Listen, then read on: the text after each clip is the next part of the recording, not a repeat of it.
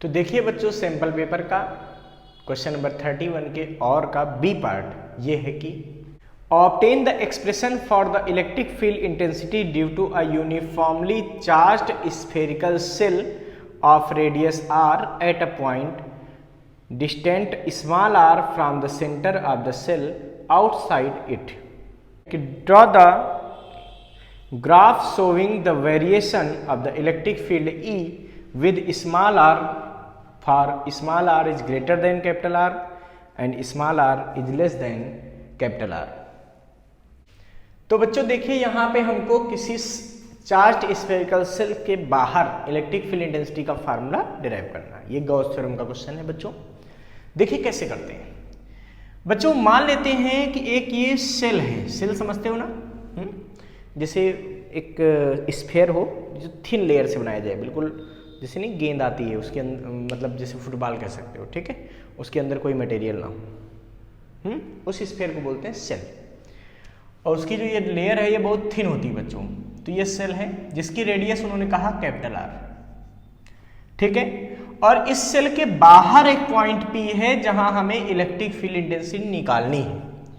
और इस सेल पे मान लेते हैं बच्चों कितना चार्ज है, तो इस सेल पे स्मॉल q चार्ज है. तो मान लिया कि सेल पे स्मॉल q चार्ज है और सेल के सेंटर से स्मॉल r डिस्टेंस पर, ठीक है. अब यहाँ पे स्मॉल r की वैल्यू ग्रेटर है किससे, कैपिटल R से. स्मॉल r डिस्टेंस पे एक पॉइंट P ले लिया जहां हमें इलेक्ट्रिक फील्ड इंटेंसिटी कैलकुलेट करनी है. तो कैसे कैलकुलेट करेंगे बच्चों. तो देखिए इस सेल के चारों तरफ एक गॉसियन सरफेस ड्रा करेंगे, एक इमेजिनरी सरफेस ड्रा करेंगे जिसको हम लोग क्या बोलते हैं बच्चों, गॉसियन सरफेस,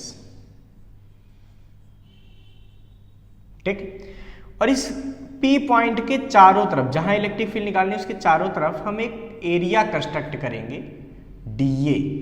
ये P पॉइंट था, इसके चारों तरफ हमने एक एरिया कंस्ट्रक्ट किया कितना, dA. ये बाहर की तरफ होगा. इस सेल की वजह से यहां पर बच्चों इलेक्ट्रिक फील्ड इंटेंसिटी भी किधर होगी, आउटवर्ड होगी, बाहर की तरफ होगी. प्लस से इलेक्ट्रिक फील्ड क्या होती है, आउटवर्ड होती. और इस छोटे से dA सरफेस से पहले हम पास होने वाला फ्लक्स निकालेंगे, ठीक है. तो लिखेंगे यहां पर क्या, electric flux passing through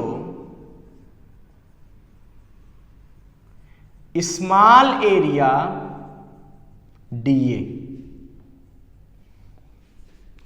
eight Gaussian surface. तो कितना होगा बच्चों, इसको d से लिखेंगे तो ये होगा E डॉट dA, ठीक है. तो d बराबर हो जाएगा E dA cos 0 degree. cos 0 की वैल्यू 1 होती है तो d बराबर हो जाएगा बच्चों E dA. लिखेंगे यहां पे so net flux passing through Gaussian surface. तो गॉसियन सरफेस से पास होने वाला नेट फ्लक्स कितना होगा बच्चों. तो नेट फ्लक्स के लिए इसको इंटीग्रेट कर देंगे. कैसे करेंगे, इंटीग्रेशन ऑफ E dA, ठीक है. अब बच्चों आपको पता है कि गॉस थ्योरम से, फ्रॉम गॉस थ्योरम जो नेट फ्लक्स होता है ये किसके बराबर होता है, Q अपान एप्सिलॉन 0. गॉस थ्योरम क्या कहती है, the net flux passing through any close surface is 1 upon epsilon 0 times of total charge present in it. तो इसके अंदर टोटल चार्ज कितना प्रेजेंट है बच्चों, Q. तो नेट फ्लक्स कितना हो जाएगा, Q अपान एप्सिलॉन 0. वो यहाँ पे पुट कर देंगे. तो यहाँ पे क्या आएगा बच्चों, देखो Q अपान एप्सिलॉन 0 बराबर E पूरे में कांस्टेंट होगी. ऐसा गॉसियन सरफेस लेते हैं कि जहां पर हर जगह इलेक्ट्रिक फील्ड सेम रहे, मतलब E मैग्नीट्यूड हर जगह सेम होगा. तो E तो बाहर आ जाएगा. इंटीग्रेशन किसका बचेगा बच्चों, एरिया का. बच्चों छोटा सा एरिया dA था, जब इसको इंटीग्रेट करोगे तो क्या होगा बताओ. तो बच्चों इसका टोटल सरफेस एरिया मिलेगा.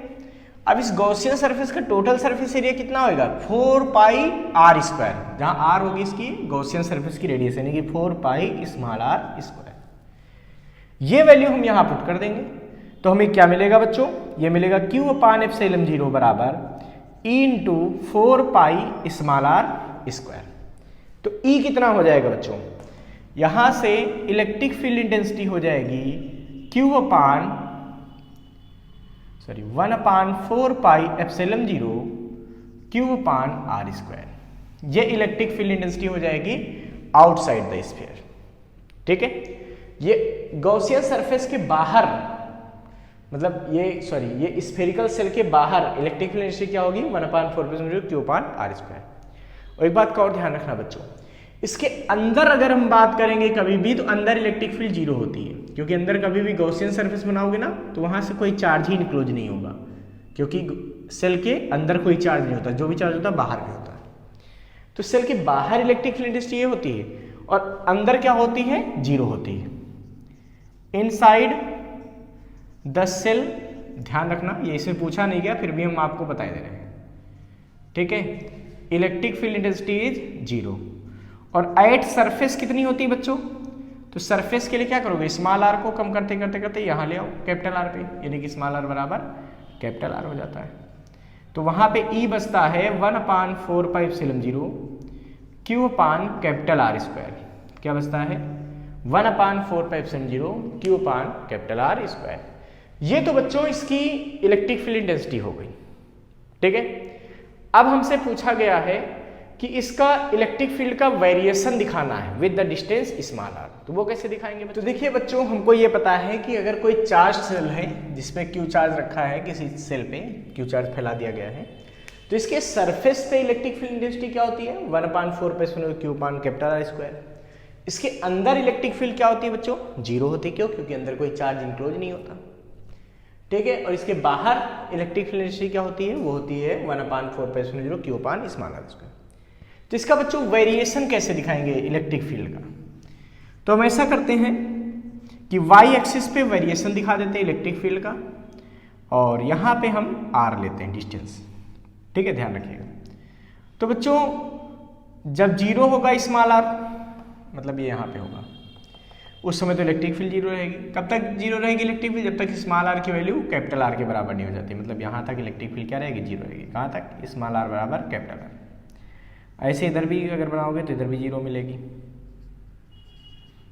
ठीक है, और इस समय इलेक्ट्रिक फील्ड क्या होगी, ज़्यादा होगी, मैक्सिमम होगी। उसके बाद फिर बढ़ने पर इलेक्ट्रिक फील्ड की वैल्यू घटेगी 1/(1/r²। ये इलेक्ट्रिक फील्ड इंटेंसिटी जो है वो कैसे घटती है, हाइपरबोला में ना, ऐसा कुछ ग्राफ बन जाएगा। ऐसे ही इधर बना सकते हो।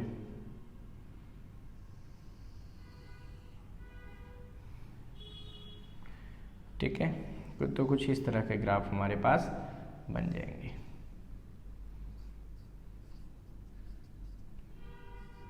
ठीक है, मतलब यहाँ तक 0 रहेगी इलेक्ट्रिक फील्ड, और इसके बाद ऐसे ग्राफ बनेंगे।